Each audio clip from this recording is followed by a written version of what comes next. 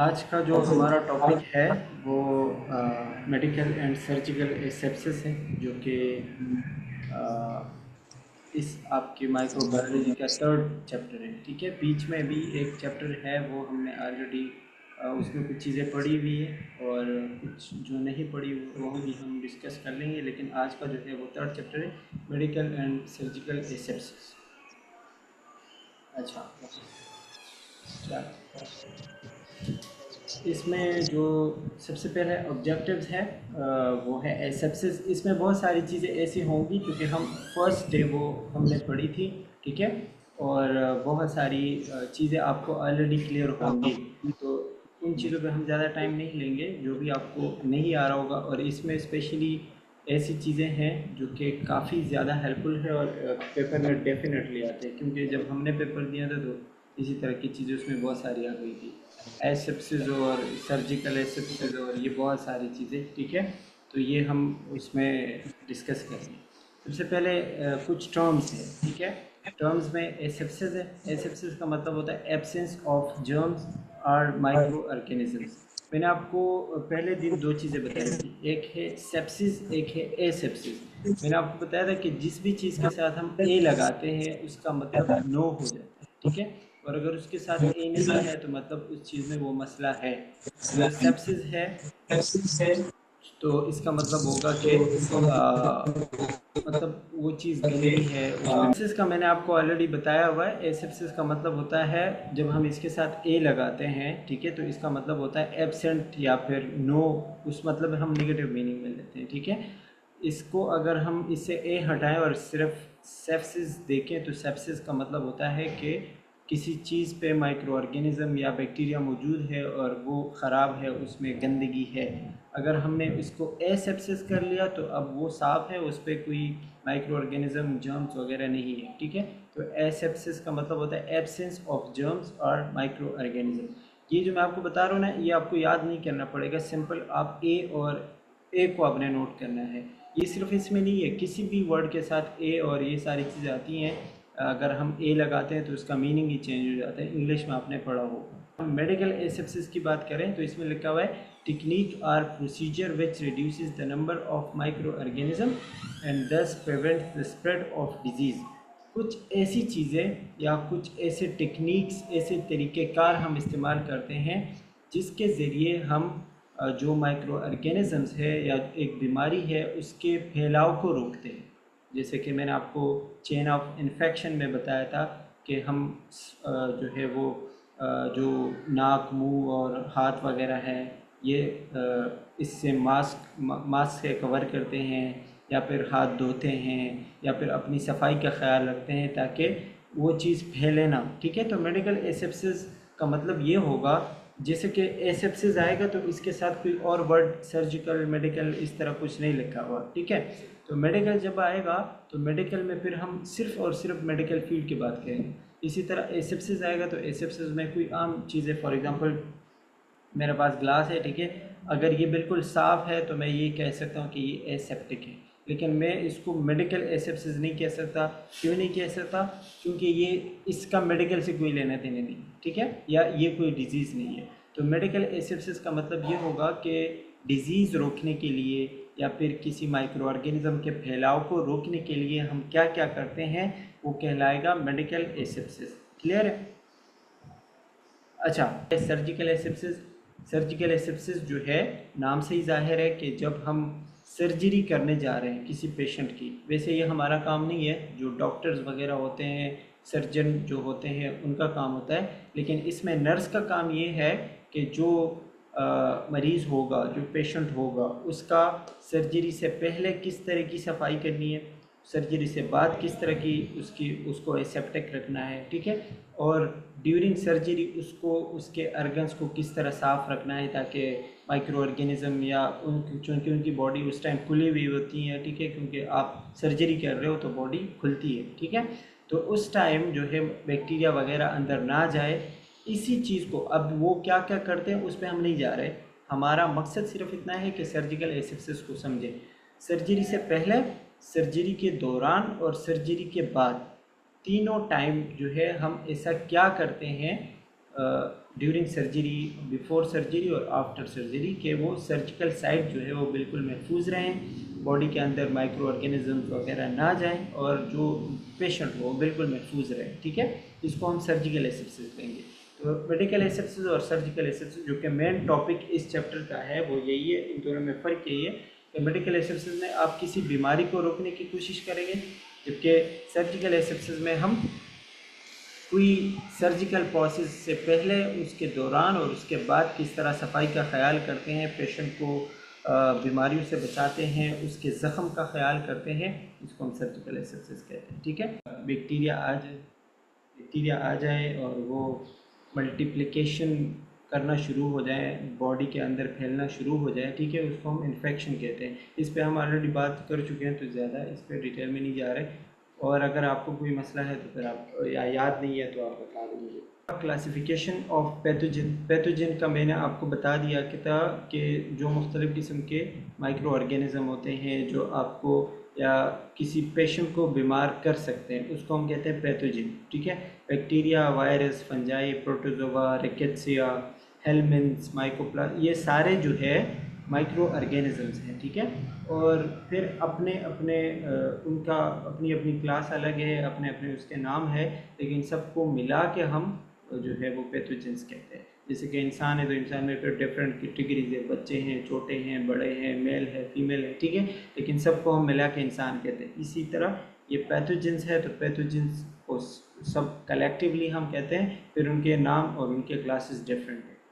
अच्छा, factor that promote pathogen growth. अब ये आपको वो चीज़ें बताई जा रही हैं जिसकी वजह से पैथोजन की ग्रोथ बहुत ज़्यादा हो सकती है। मतलब ये कि अगर उनको आप ये एनवायरनमेंट दें, ठीक है, तो उनका क्या होता है, वहाँ पे उनका ग्रोथ बहुत ज़्यादा हो सकता है। फॉर एग्जांपल मॉइस्चर का मतलब ये होता है कि जहाँ पे पानी बहुत ज़्यादा हो, ठीक है, गीली हो वो जगह, या जहाँ पे नमी बहुत ज़्यादा हो, उसको हम कहते हैं मॉइस्चर। तो ऐसे एनवायरनमेंट में जो पैथोजन होते हैं वो बहुत ज़्यादा जल्दी ग्रो होते हैं, अपना साइज़ बढ़ाते हैं, तादाद बढ़ाते हैं। इसके अलावा ऑर्गेनिक मैटर जैसे खाना वगैरह हो गया या खाने की चीज़ें हो गई, ठीक है, उसमें भी बहुत जल्दी जो है वो आ जाते हैं और अपना तादाद बढ़ाते हैं।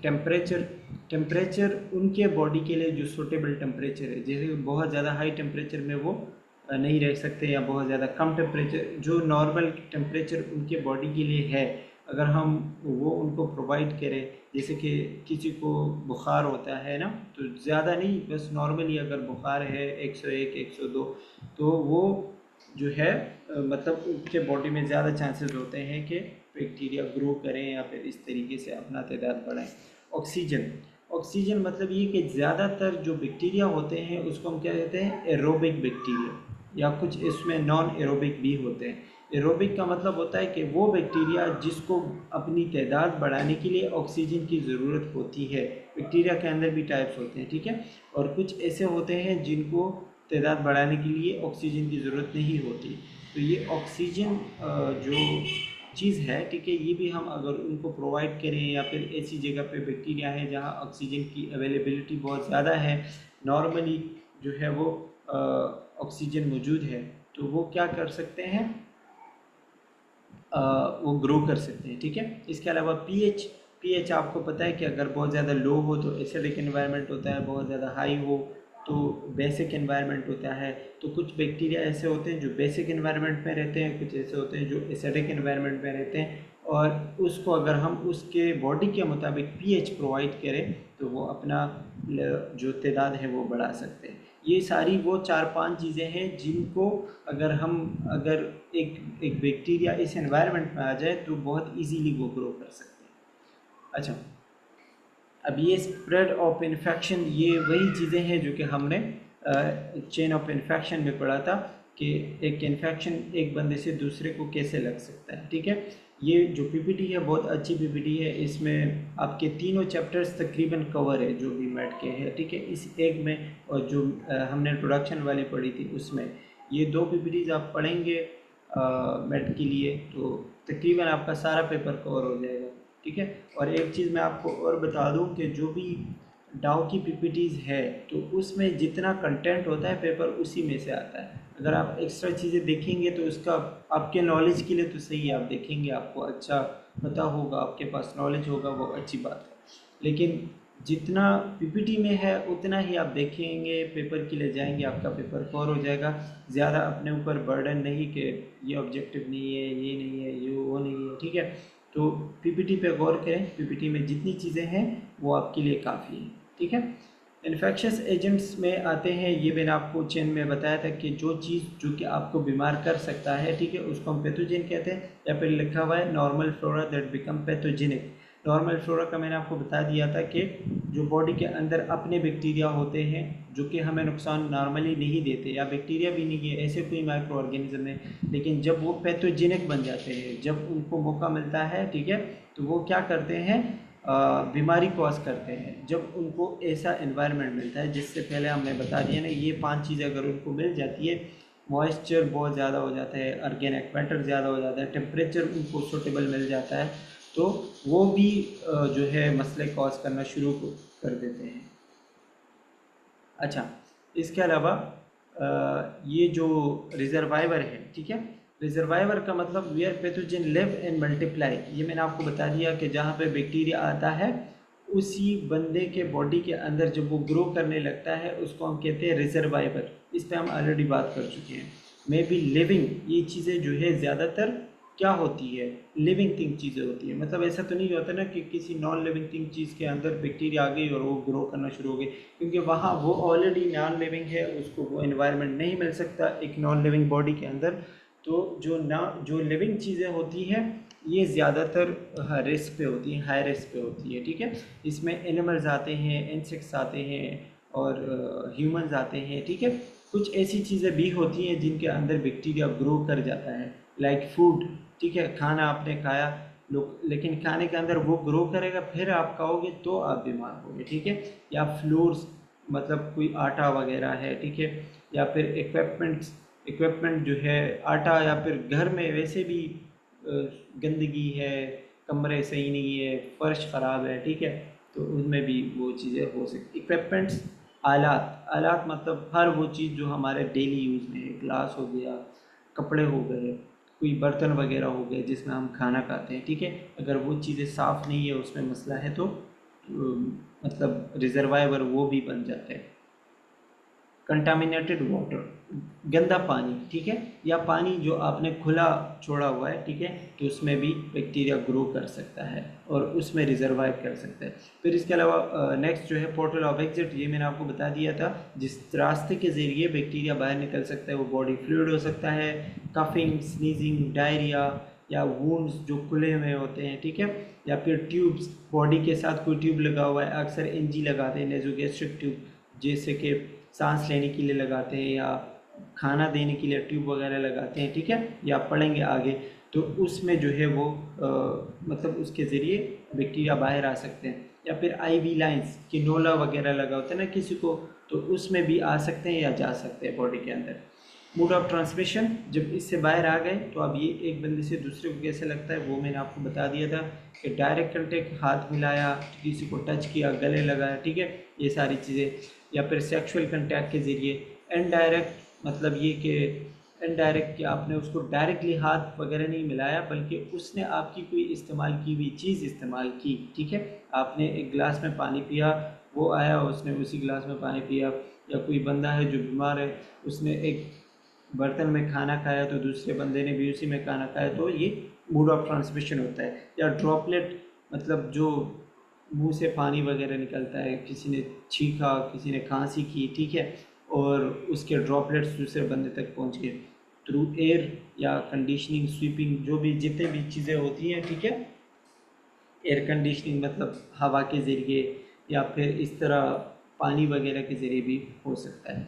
पोर्टल ऑफ एंट्री है, ये भी मैंने आपको बता दिया था कि जिस रास्ते के ज़रिए जाते हैं उसमें आइज़ है, नेर्स, नेर्स का मतलब होता है जो नथने होते हैं, ठीक है, जो नॉस्ट्रल होते हैं, इसको हम नेर्स कहते हैं। माउथ, मुंह, ठीक है, और जीनिटो यूरिनरी, जो सेक्सुअल ऑर्गन्स होते हैं यूरिनरी ट्रैक के ज़रिए आ सकते हैं। कट्स, कोई ज़ख़म वगैरह लगा हुआ है, स्क्रैप्स, वही जो ज़ख़म वगैरह होते हैं उसी को कहते हैं। वुंड, सर्जिकल साइट मीन जहाँ पे अगर कोई सर्जरी हुई है और वो जगह बिल्कुल खिली हुई है या खुली नहीं हुई, वैसे भी ज़ख़म तो है ना, तो उस पर भी आ सकते हैं।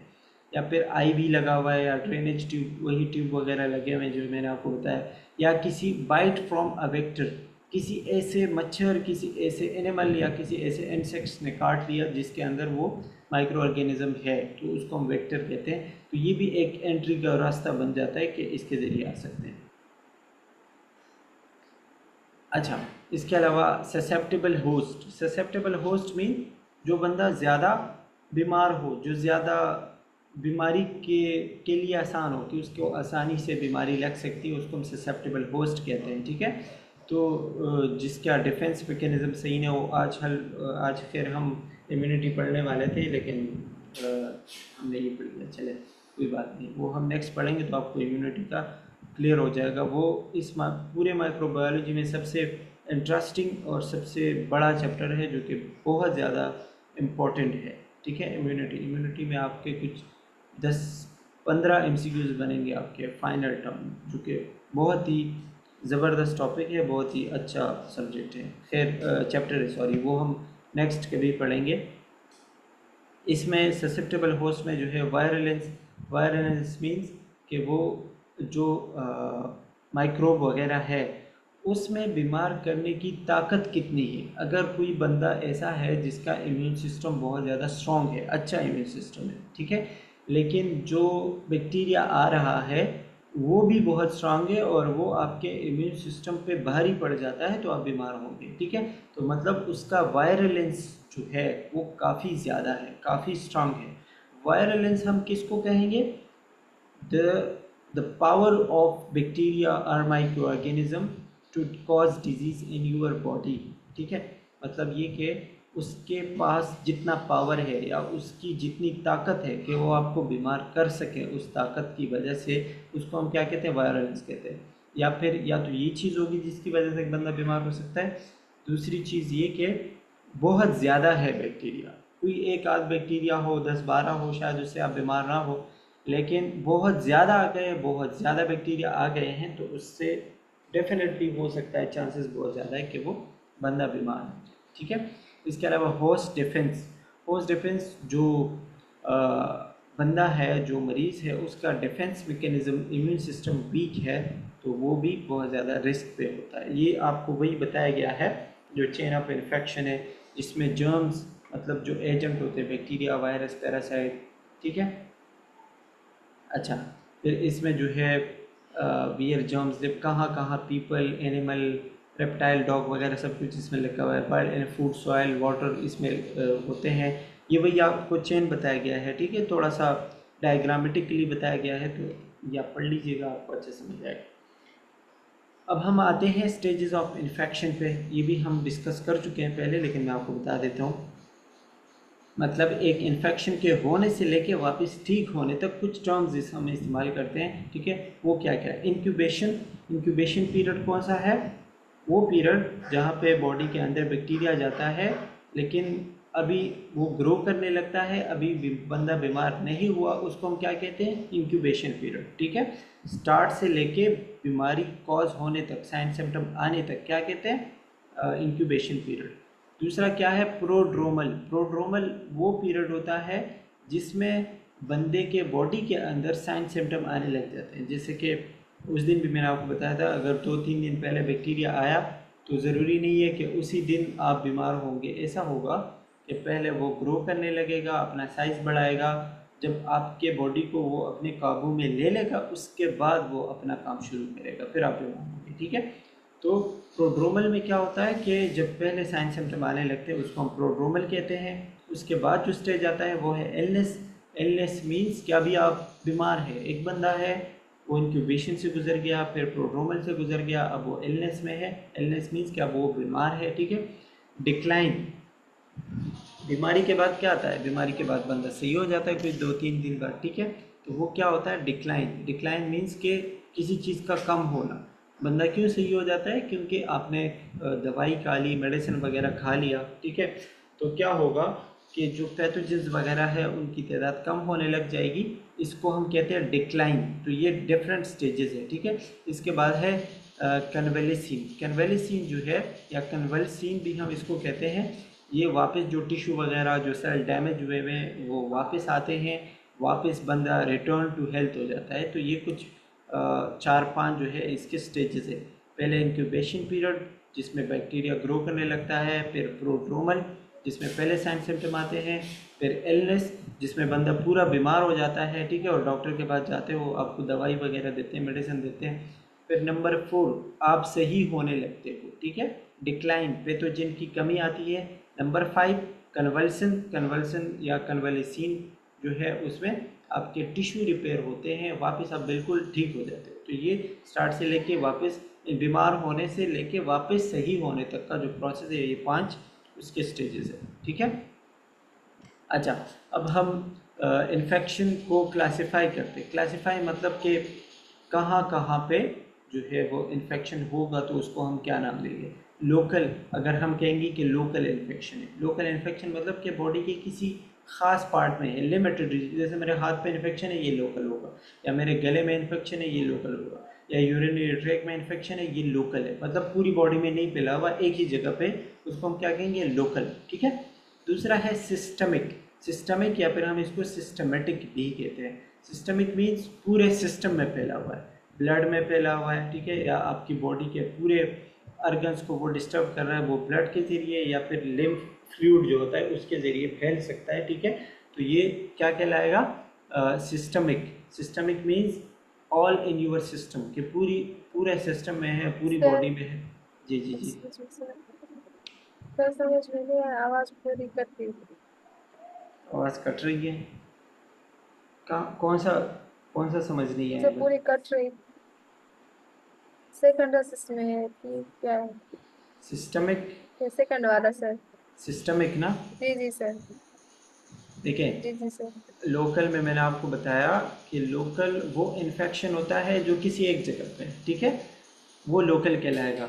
सिस्टमिक वो है जो लोकल से अब पूरी बॉडी में फैल जाए, जैसे कि पहले यूरिनरी ट्रैक में था, ठीक है, तो अब वो ऊपर की तरफ आएगा और पेट में आ जाएगा, फिर पेट से यहाँ चेस्ट में आ जाएगा, चेस्ट से जो है वो थ्रोट में आ जाएगा, हेड में आ जाएगा, पूरे बॉडी में फैल जाएगा, ठीक है। फिर हम इसको सिस्टमिक कहेंगे। सिस्टमिक का मतलब होता है पूरा सिस्टम, तो हमारी बॉडी एक सिस्टम है ना, इसको हम सिस्टमिक कहते हैं। लोकल में सिर्फ किसी एक जगह पे इन्फेक्शन होता है, सिस्टमिक में पूरी बॉडी में होता है, ठीक है। और पूरी बॉडी में कैसे फैलता है, थ्रू ब्लड। अक्सर ऐसा सवाल आता है पेपर में कि सिस्टमिक इन्फेक्शन फैलता कैसे है, किस वजह से फैलता है, तो आपने लिम्फ या ब्लड लिखना है। लिम्फ भी बॉडी के अंदर एक फ्लूइड होता है, वो हम एनाटॉमी में पढ़ेंगे, ठीक है। और ब्लड तो ब्लड है, ठीक है। तो इन चीज़ों के ज़रिए बॉडी में जो है वो इन्फेक्शन फैलता है, ठीक है। दूसरा जो है अफेक्ट्स मेनी रीजन, मतलब बहुत ज़्यादा सर जी जी जी। सर बिल्कुल ही आवाज नहीं आ रही, पूरी आपकी वॉइस स्टॉप हो रही है, आप आगे जा रहे पीछे मुझे समझ नहीं, स्टॉप हो रही एक मिनट, एक मिनट, अब सही है। हेलो, है। ठीक है सर। अब बताएं ठीक है मुझे, सर, आगे आप जो ही आप बढ़ते जाते हैं, बीच में फिर आपकी आवाज पूरी स्टॉप हो जाती है और पूरी आगे निकल जाती है सर। ये क्या मसला हो सकता है। अब अब शोर आ रहा है, शोर आ रही। शोर नहीं आ रही है सर, आपकी आवाज से बीच में स्टॉप हो जाती है और पूरी तरह स्टॉप हो जाती है।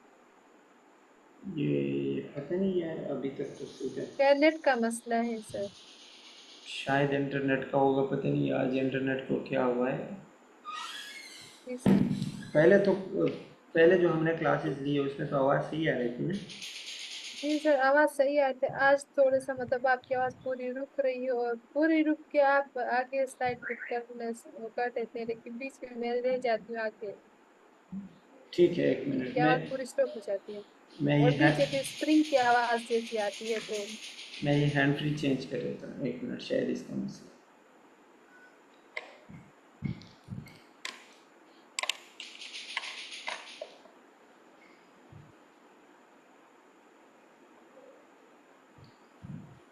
अच्छा, अब बताएं, आप आवाज़ सही है। सही है सर। अच्छा ठीक है, तो सिस्टमिक समझ आया अब या आधा दोबारा? समझ आया है सर कि वो पूरी बॉडी में फैलती है, उसके बाद से तो आपकी आवाज़ टूट हो गई थी। हाँ, वो सिस्टमिक वो होता है जो पूरी बॉडी में फैल जाए, लोकल वो जो किसी एक जगह पे, जैसे इसमें लिखा हुआ है ना सेप्टिसीमिया, ये MI का वर्ड जहाँ भी आता है वो हमें ब्लड शो कराता है। सेप्टिसीमिया का मतलब होता है जब इन्फेक्शन ब्लड में हो और ब्लड में ही फैलना शुरू हो जाए, फिर हम उसको सेप्टिसीमिया कहेंगे। या फिर आप इसे एज अ होल बॉडी भी ले सकते हो, मतलब कि पूरी बॉडी में फैला हुआ है, ठीक है। अच्छा, इसके अलावा ड्यूरेशन के हिसाब से अगर हम इन्फेक्शन को देखें तो एक होता है एक्यूट और क्रॉनिक, ये वर्ड्स आपने पहले सुने होंगे। एक्यूट का मतलब होता है कि अचानक ही कोई इन्फेक्शन हुआ, जैसे कि आज मैंने कोई ठंडी कोई चीज़ खा ली, आइसक्रीम खा लिया या बर्फ़, ऐसे ही लोग खाते हैं शौक के लिए, ठीक है। तो क्या होता है कि मुझे अचानक मेरा गला ख़राब हो जाएगा और आवाज़ बंदा बोल नहीं पाता, चेस्ट ख़राब हो जाता है, ये एक्यूट कहलाता है, ठीक है। एक्यूट मीन्स कि अचानक हो, 1-2 घंटे के अंदर हो या 1-2 दिन के अंदर हो। लेकिन अगर कोई ऐसा, जैसे कि इसमें लिखा हुआ है ना कॉमन कोल्ड, नज़ला ज़ुकाम होता है, कैसे होता है, अचानक हो जाता है, ठीक है। वो ऐसा नहीं होता कि 1 महीने से वो साइन सिम्टम आ रहे हैं, 1 महीने बाद आप बीमार होंगे, ऐसा नहीं होता। 1 हफ्ते के अंदर अंदर वो आ भी जाता है, आप बीमार भी होते हैं फिर भी सही हो जाते हो, ये एक्यूट इन्फेक्शन कहलाता है। दूसरा होता है क्रॉनिक। क्रॉनिक इन्फेक्शन वो होता है जो स्लोली स्लोली बढ़ता है, उसके जो पहले स्टेजेस होते हैं उसमें शायद आपको पहले पता भी नहीं चल रहा होगा कि मैं बीमार हूँ। स्लोली स्लोली आप बीमार होने लग जाएंगे, आपको पहले थोड़े थोड़े साइन सिम्टम, कभी सर में दर्द, कभी बॉडी में पेन, कभी बुखार, कभी नाक बहरा होता है, कभी जो है बहुत ज़्यादा बुखार होता है, ठीक है।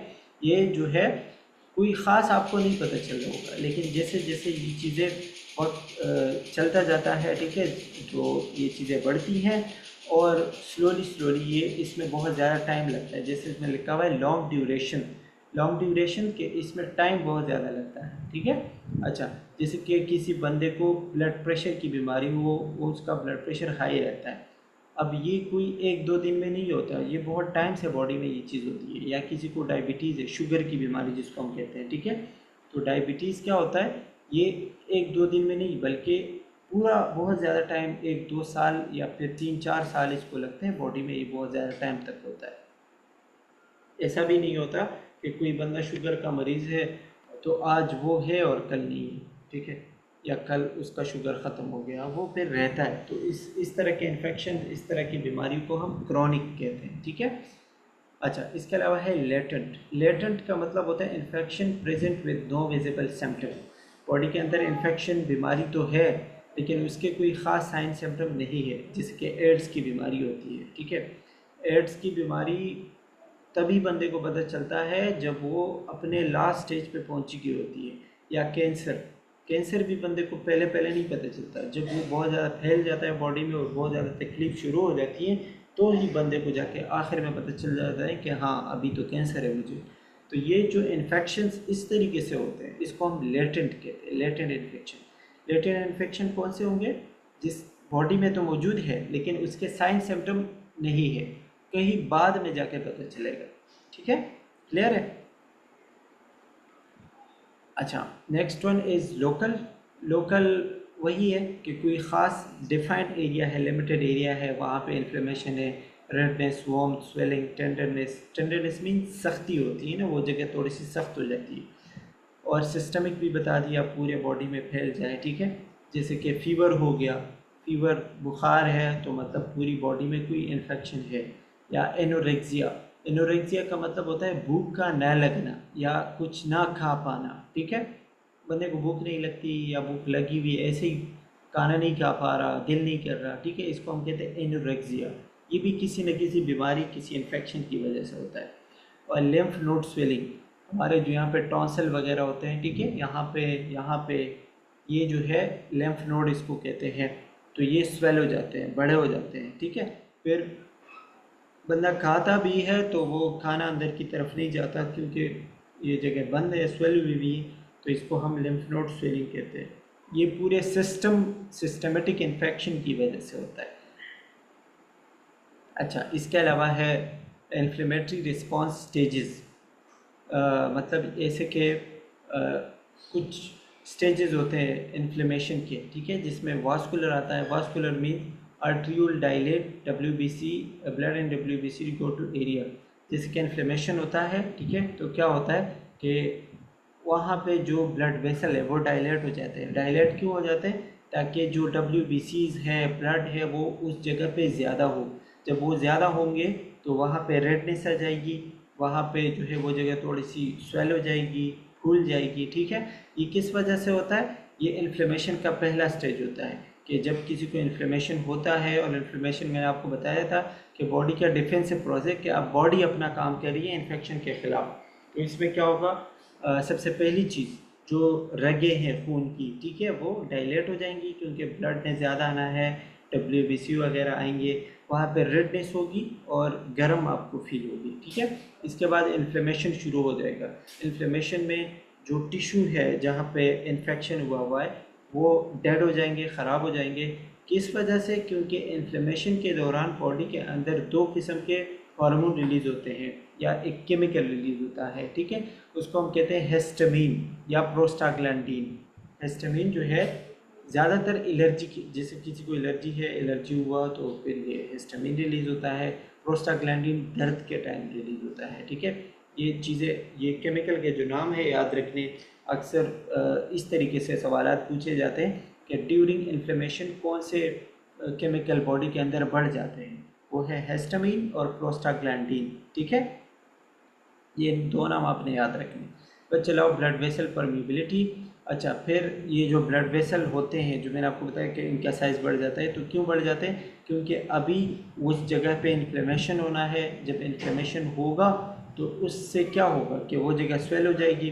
तो स्वेल क्यों होती है? क्योंकि उस जगह पे एक दीवार सी बन जाती है।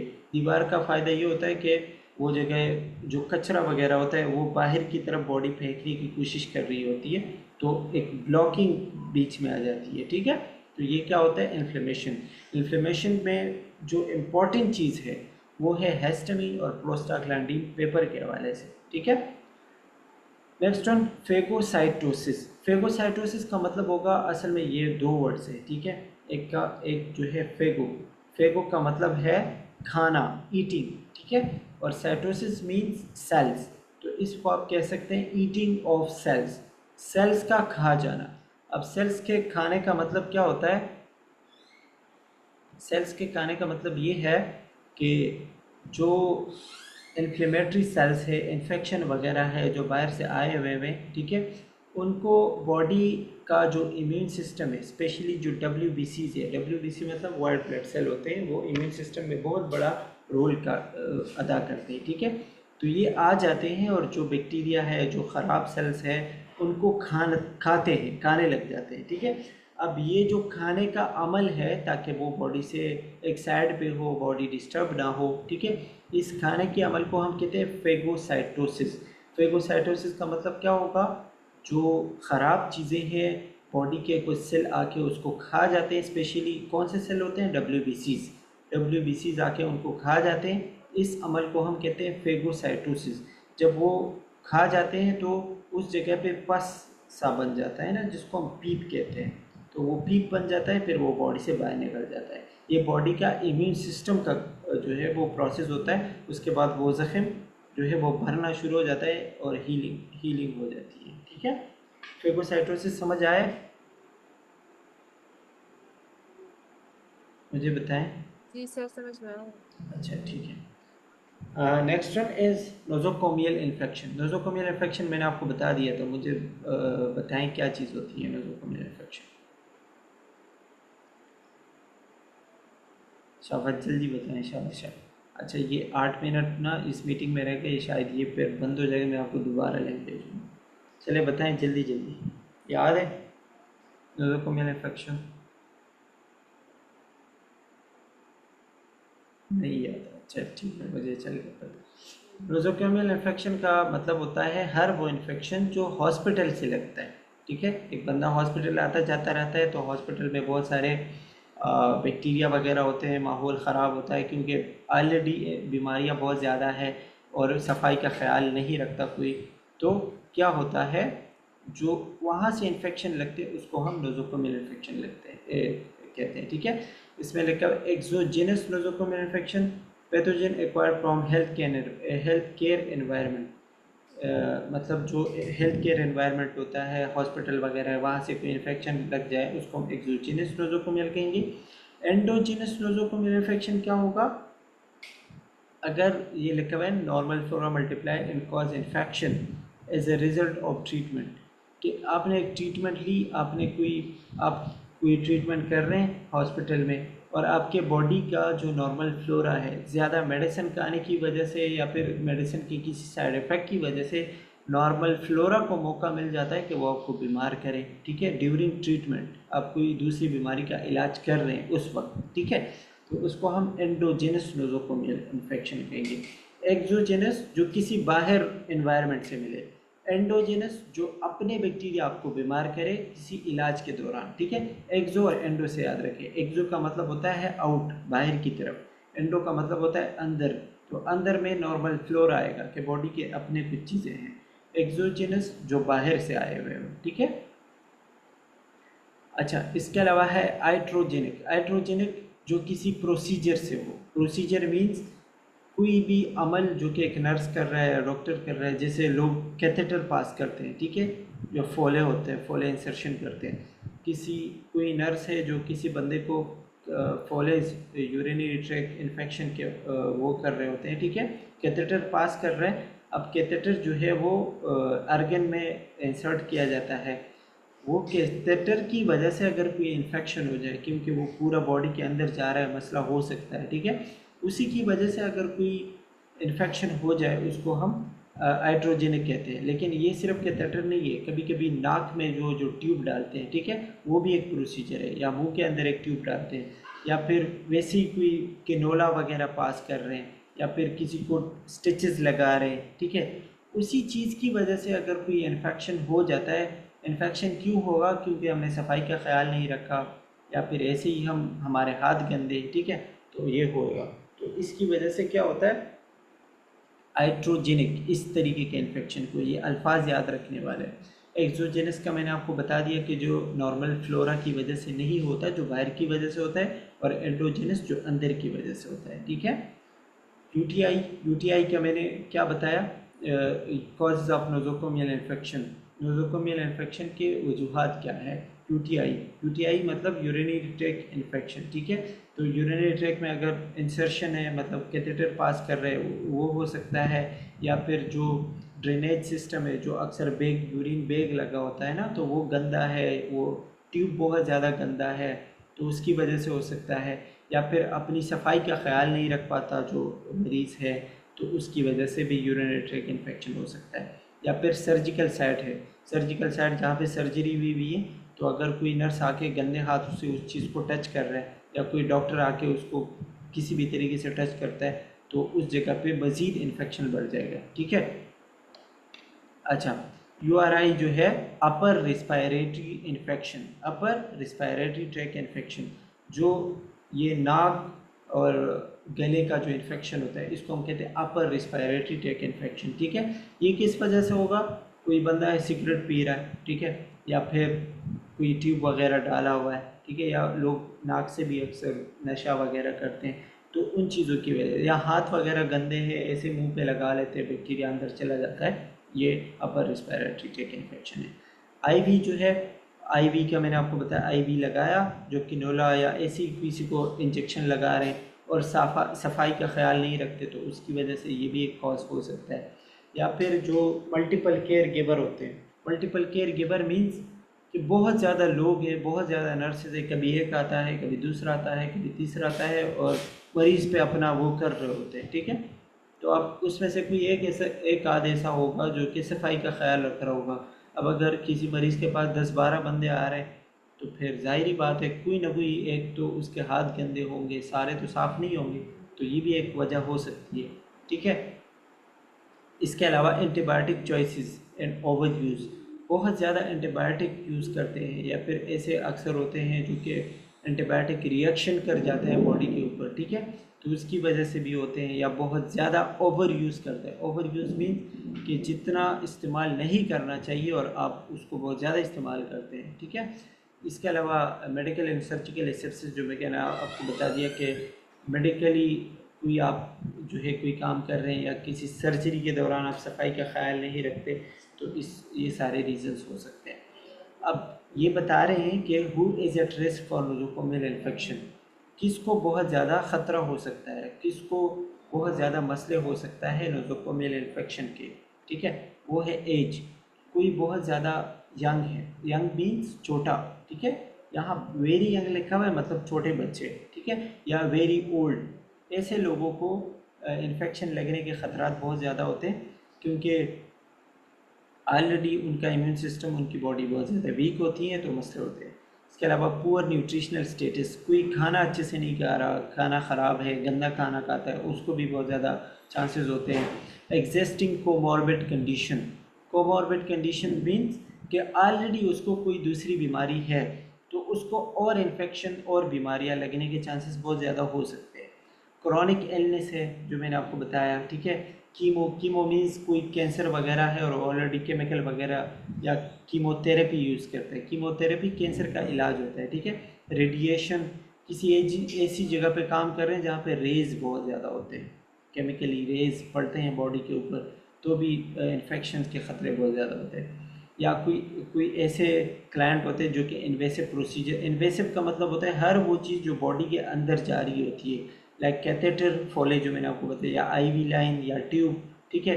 ये जो चीज़ें बॉडी के अंदर जब जा रही होती हैं तो इसकी वजह से भी मसले होते हैं। क्लाइंट विद प्रोलॉन्ग स्ट्रेस, किसी को बहुत ज़्यादा टाइम से जो है स्ट्रेस है, ठीक है। टाइम से मतलब कि वो टेंशन में रहता है, डिप्रेशन में है, तो उस डिप्रेशन की वजह से क्या होता है कि बॉडी जो है वो कमज़ोर हो जाती है, तो इन्फेक्शन के ख़तरे ज़्यादा होते हैं। अच्छा, ये 1 मिनट रह गया है, इसका स्पेसिफिक एक टाइम होता है, ठीक है। जब ये ख़त्म हो जाए मैं आपको दोबारा लिंक सेंड करूँगा, फिर वो आप ज्वाइन कीजिएगा। सर ये कैंसर के टाइम पे वो कीमो क्यों कराते हैं? जी, क्या चीज़? फिर जब पेशेंट कैंसर हो जाता है तो उसको कीमो क्यों कराते हैं? ये उसका इलाज है ना, कीमोथेरेपी होता है। कीमो मीन्स मेडिसिन, ठीक है। तो अगर आप उसको मेडिसिन देते हो तो उसी वजह से वो ठीक होगा। Chemotherapy, radiotherapy, surgical therapy, cancer के बहुत सारे इलाज होते हैं, और वो उस चीज़ के कैंसर के स्टेटस उसके स्टेज पे डिपेंड करते हैं।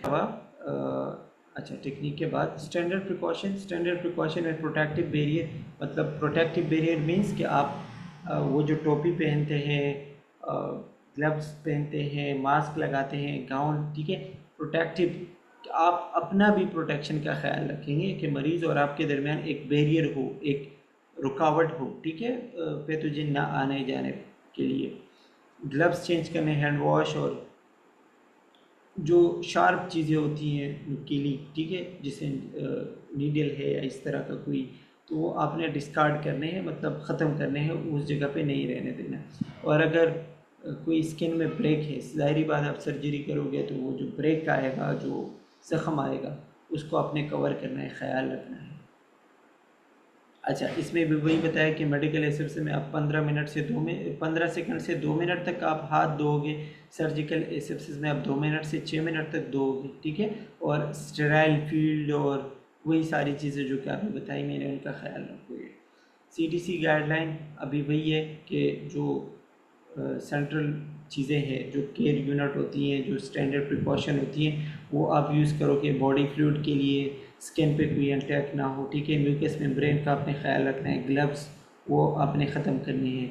सेम चीज़ें बार बार रिपीट हो रही हैं, आप पढ़ेंगे आपको पता चलेगा, ठीक है। जो मोटी मोटी चीज़ें वो आपको पता हो, तो बाकी इतना पढ़ने की और सर खपाने की ज़रूरत नहीं है। आपको मेडिकल एसेप्सिस पता हो, आपको सर्जिकल एसेप्सिस पता हो, आपको उसकी टाइमिंग पता हो कि कितने मिनट तक हाथ धोने, स्टेरिलाइजेशन पता हो, डिसइंफेक्शन पता हो, कुछ मोटी मोटी चीज़ें हैं वो पता हो, काफ़ी है, ठीक है। बात समझ आ रही है मेरी? जी जी सर। अच्छा, ये लिखा हुआ है हैंड वॉशिंग। हैंड वॉशिंग जो है, कह रहे हैं कि ये एक वाहिद ऐसी टेक्निक है जो कि ट्रांसमिशन को रोक सकती है। फिर से वही बात, ठीक है। तो ज़ाहिर बात है कि ऑलवेज़ वॉश हैंड फर्स्ट, कि सबसे पहले आपने हाथ धोने, उसके बाद आपने जो है कोई प्रोसीजर करना है। अच्छा, रिस्पायरेटरी में भी वही कवर नोज़ माउथ और सारी चीज़ें बताई गई हैं, ठीक है। प्रॉपर हैंड वॉशिंग का दोबारा बताया गया। केस स्टडी ये असाइनमेंट है, अपने स्टूडेंट्स के लिए होगा तो इसको आप छोड़ दें, ठीक है। यहाँ तक आपकी पीपीटी क्लियर है और सारी चीज़ें इसमें हमने डिस्कस की हैं। तकरीबन आपके 3 चैप्टर इसमें सारे कवर हो गए हैं। जो मेडिकल एंड सर्जिकल एसेप्सिस है वो भी कवर है और इंट्रोडक्शन भी कवर है।